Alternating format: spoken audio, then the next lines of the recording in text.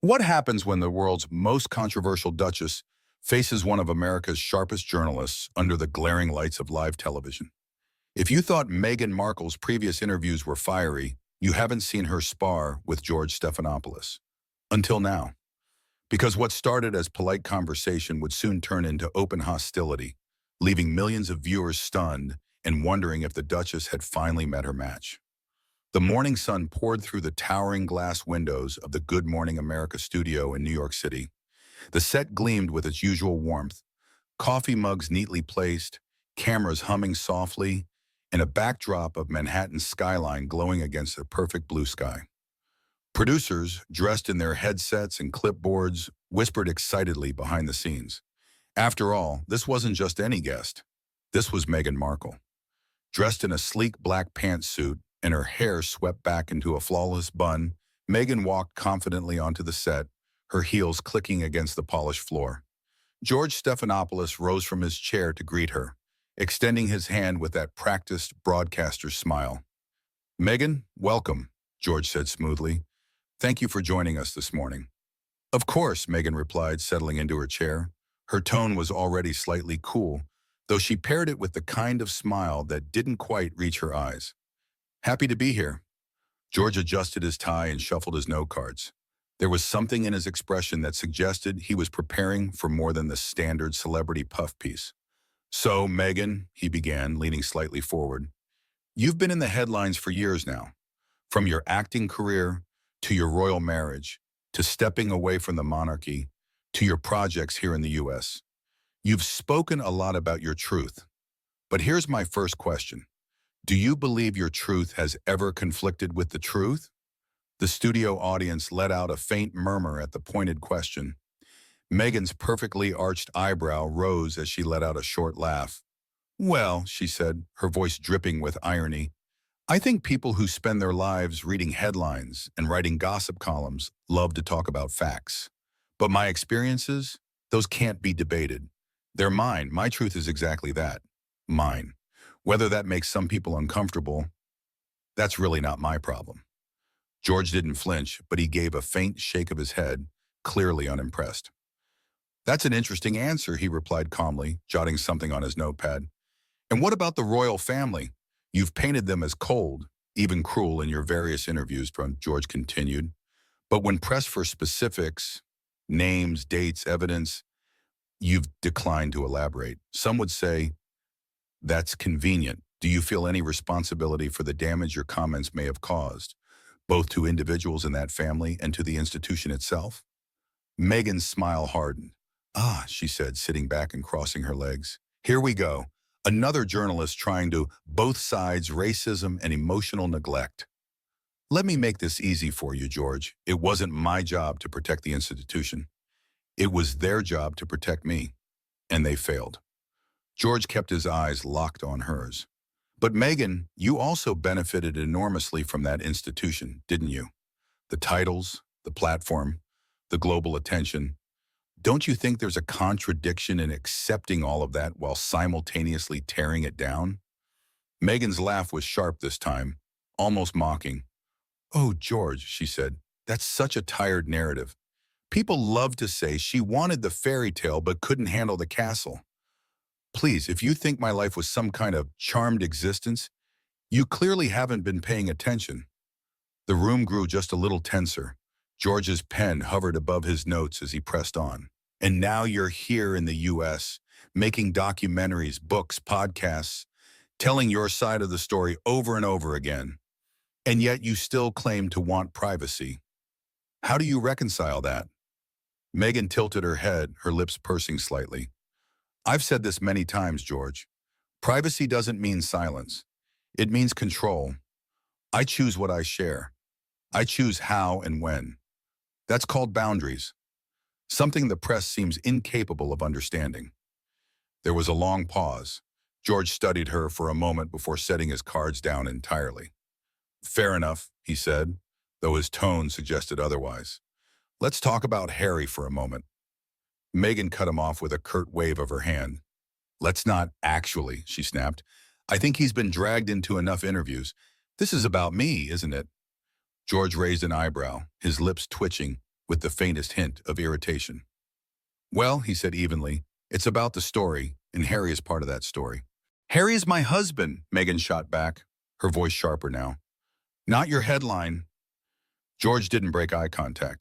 And yet you've spent the last few years making your marriage very much part of the headlines, he replied dryly. Meghan's mouth tightened into a thin line. And what about your career before Harry? George continued. You were an actress on a moderately successful cable show. You've spoken about how proud you were of that work.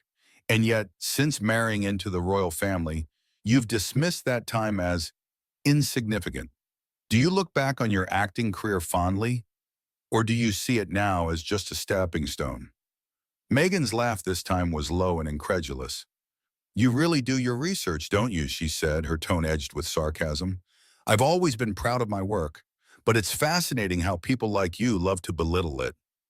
What was it you did before this? Clinton's communications guy? Now you sit here throwing stones at people who've actually done something meaningful. The comment was clearly meant to sting, and for the first time, George's expression flickered, though only for a moment. Let me rephrase, he said finally, his voice measured. Do you think the public's fascination with you comes from your accomplishments, or from the controversy you've created? Meghan leaned back in her chair, her arms crossing defiantly. I think the public's fascination comes from the fact that I speak truths most people are too scared to say. And that clearly makes a lot of people, including journalists like yourself, very uncomfortable. George didn't respond immediately. He simply sat back, folding his hands in his lap, the corners of his mouth tightening into the faintest of smiles. And the tension between them, between a duchess who refused to yield and a journalist who refused to be charmed, hung heavy in the air as the cameras continued to roll. The air in the studio thickened as Meghan and George locked eyes. With every passing question, the warmth of morning television was replaced by something colder, sharper, a battle of egos playing out live in front of millions. And if you thought George was done pressing, you were wrong. The next round of questions would go deeper, cutting past rehearsed sound bites and straight into the heart of Meghan's contradictions, leaving even her formidable composure teetering on the edge. George leaned forward now, his elbows resting on the desk. His notes lay untouched, his eyes focused entirely on Meghan. Let's circle back, he said, his tone neutral but his words deliberate. You've made it clear that you felt unsupported by the royal family. But what about the British people? Many welcomed you warmly in the beginning. Do you believe you let them down by leaving? Meghan's laugh was short and sharp. Oh, George, please, don't act like the British press speaks for the people. If they were disappointed, it's because they believed the lies they were fed daily. I don't owe anyone an apology for walking away from abuse. George nodded slowly, but his jaw tightened ever so slightly. Interesting, he replied, because you often frame yourself as someone who represents fairness, compassion, even duty. And yet, some might argue that walking away from a commitment, even a difficult one, is the opposite of duty. Meghan tilted her head, her eyes narrowing. Do you mean to say I should have stayed in a toxic environment just to satisfy people's expectations of me? Is that what you'd recommend to your daughters? Or is that advice only for women who marry into royalty? The jab was pointed, but George didn't flinch. He even smiled faintly. What I'd recommend, he said calmly, is being honest about your choices and their consequences. For a brief moment, Meghan faltered, just enough for George to press on. And speaking of consequences, he continued, you've spoken about feeling unwelcome in the UK, even claiming you'd never feel safe going back. Do you really believe that's true? Or is it possible you've exaggerated that narrative to fit the larger story you were telling about yourself? Meghan's lips pressed together, her hands clenching slightly in her lap. George, she said finally, her voice dripping with controlled disdain, unless you've lived through the level of scrutiny, racism, and hatred I endured, I suggest you keep your theories about my safety to yourself. The audience murmured softly, but George didn't miss a beat. I'm simply asking the question, he replied evenly, because the public deserves to know whether this is about actual danger or simply about preserving your image as the wronged woman. Meghan scoffed. My image? Oh, please. That's rich coming from someone who made a career out of spinning narratives for politicians. That struck a chord. George sat back slightly, folding his arms, his eyes narrowing. "You're right," he said after a pause. "I've worked with politicians and I know how the game is played, which is why it's fascinating to watch someone like you, who claims to hate the media, master it so brilliantly." Meghan's cheeks flushed as she shot back. "Master it? You think being vilified daily, watching lies about me go unchallenged, is mastery? That's survival." George's eyebrow lifted ever so slightly. "Survival that comes with multi-million-dollar contracts, magazine covers, and documentaries that happen to paint you as the heroine in every scene?" Meghan leaned forward now, her smile icy. "So you're accusing me of what exactly? Taking advantage of my pain?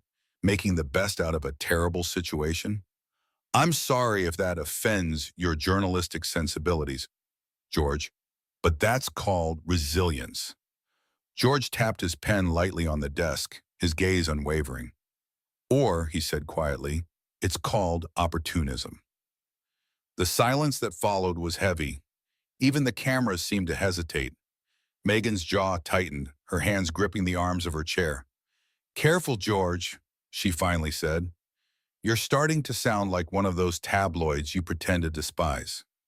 For the first time, George let out a low chuckle, though it carried no humor.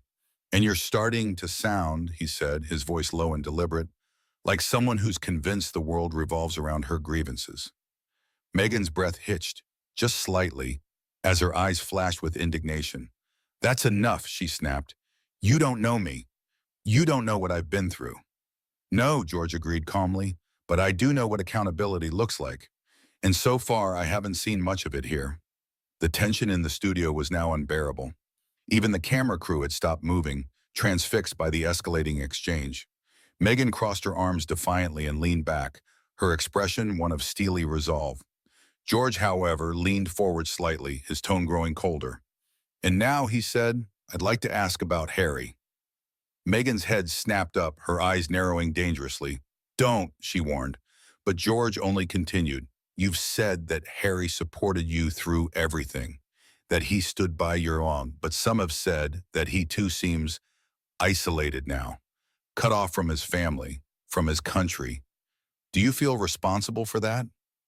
Meghan's laugh was harsh this time, more of a scoff than anything else. "Responsible? Oh, how predictable. Blame the woman, blame the wife, because of course Harry couldn't possibly make his own decisions. Of course, he must have been manipulated. How very 1950s of you." George held her gaze for a long moment before saying simply, "I think the viewers can decide for themselves who's manipulating whom." The silence that followed was deafening. Meghan's eyes narrowed into slits as she whispered, "You're unbelievable."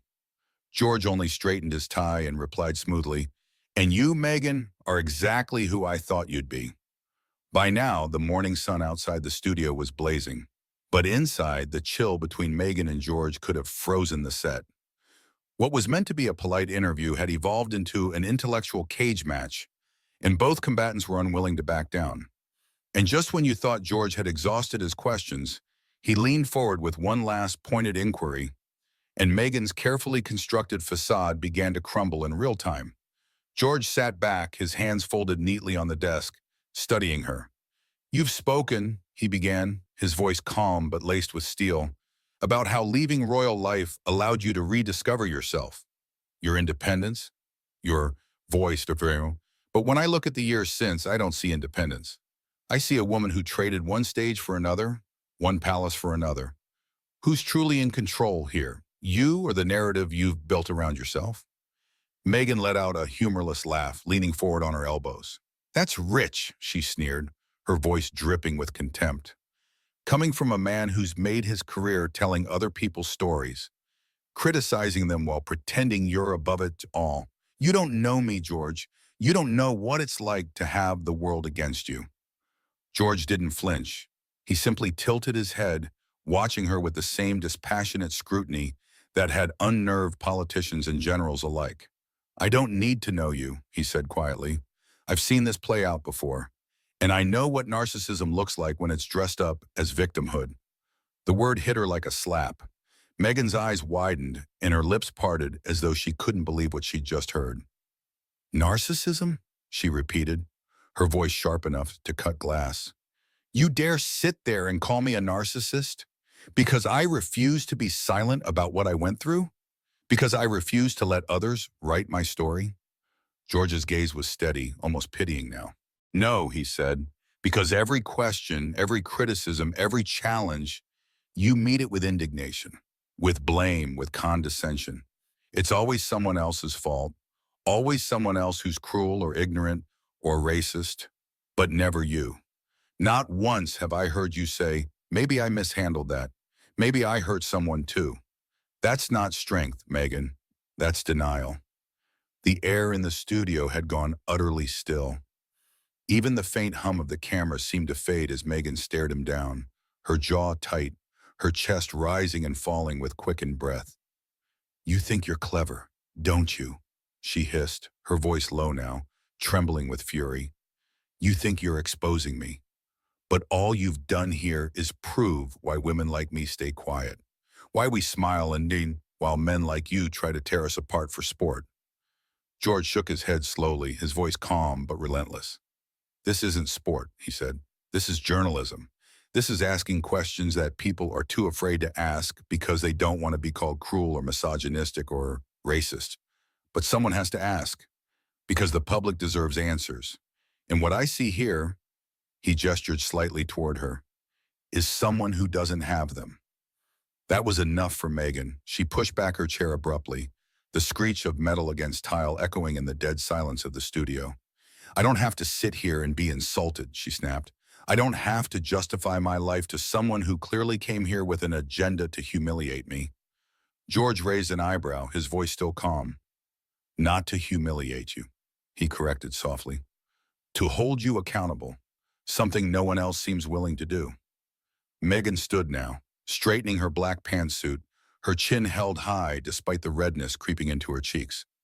This was a mistake, she said, her voice trembling with barely suppressed anger. I thought this was going to be a real conversation. Instead, it's just another man trying to control the narrative. But George didn't move, didn't even blink. No, he said simply, this was a real conversation. You just didn't like where it went. Meghan's hands clenched into fists at her sides. For a moment, it seemed like she might say more, that she might turn back and launch one last cutting remark. But instead, she gave a sharp shake of her head and walked off stage without another word. As the sound of her heels faded into the distance, the studio remained frozen. George sat there quietly for a long moment, letting the weight of what had just transpired settle over the room. Finally, he turned to the camera, his voice low but firm.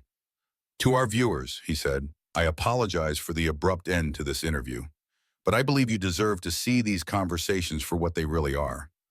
Not just polished PR, but truth, even when the truth is uncomfortable. He paused, straightened his notes, and looked directly into the lens, and perhaps especially when it's uncomfortable. The studio air was thick, not just with tension, but with the realization that something historic had just happened on live television. Meghan was gone, but her words and George's unwavering questions still echoed off the walls of the Good Morning America set. And as George turned back to face the camera, one final cutting statement was yet to come, a statement that would set social media ablaze and leave Meghan's camp scrambling for damage control. For a long moment after Meghan's departure, George simply sat there. His pen lay forgotten on the desk, his notes untouched. The hum of the cameras and the faint murmur of the crew seemed deafening in the silence that followed her exit. Finally, he drew a deep breath, straightened his tie, and spoke. Not to Meghan anymore, but directly to the millions watching at home.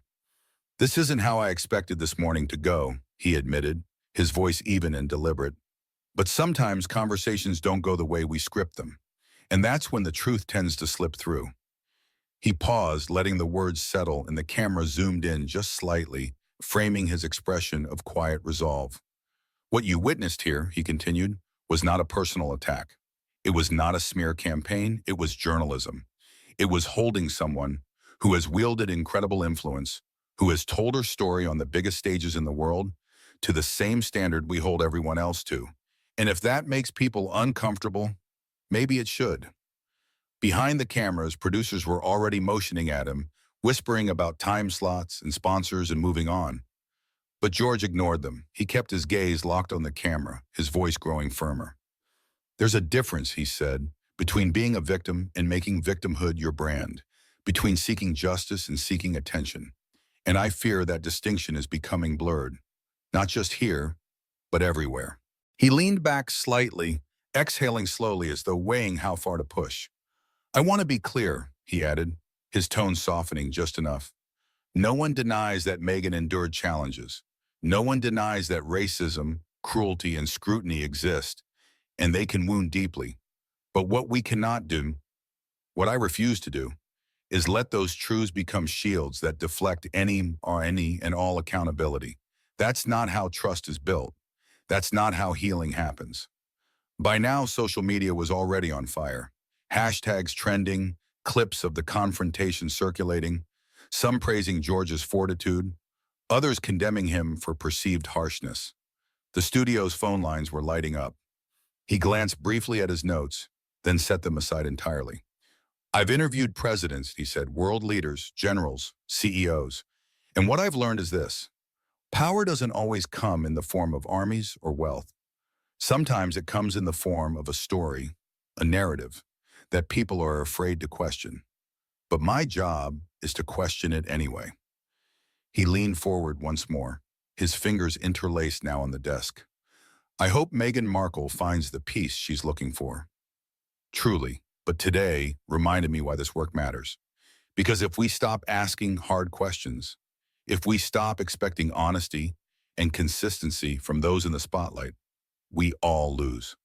The control room queued up the next segment, a lighthearted cooking demo with celebrity chef. But George held up a finger, signaling them to wait. And to our viewers, he said finally, his tone quiet but unyielding, thank you for trusting us and have the tough conversations. They're not always easy, they're not always pretty, but they're necessary. He straightened his notes, gave a faint nod to the camera, and leaned back in his chair. We'll be right back, he said, his voice measured, almost weary now. The screen faded to commercial. Behind the scenes, chaos reigned. Meghan had already left the building. Reports from staff said she'd declined the courtesy car waiting for her, instead storming off down the block with her team in tow. Her PR representative was already crafting a statement, likely blaming the interview's tone, George's questions, or the network itself. But in the control room, the producers were watching the live feedback pour in, emails, tweets, viewers calling in, and the consensus was split right down the middle, half praising George as a hero of honest journalism, half condemning him as a bully who went too far. George removed his earpiece, running a hand over his face as he stood up. One of the producers approached, a nervous smile plastered on her face. You okay? She asked softly. He gave a faint smirk. I've been better, he admitted, but I've also been worse. He gathered his notes, straightened his jacket, and walked off the set without another word. As he passed through the studio doors, his phone vibrated with messages. Journalists, pundits, colleagues all weighing in already. But for George, the noise didn't matter. Not yet. Not until he'd had a chance to watch the footage back himself and decide whether he'd done his job and whether he'd done it well. Outside, the New York morning was blindingly bright. He slipped on his sunglasses and stepped into the street. In that moment, George Stephanopoulos was many things: respected journalist, controversial interviewer, target of both praise and outrage. But above all else, he was unflinching. What did you think of this unforgettable interview? Did George cross a line, or did he simply do what others were too afraid to do? Let me know in the comments below, and don't forget to subscribe for more stories about the moments when the truth refuses to be polite.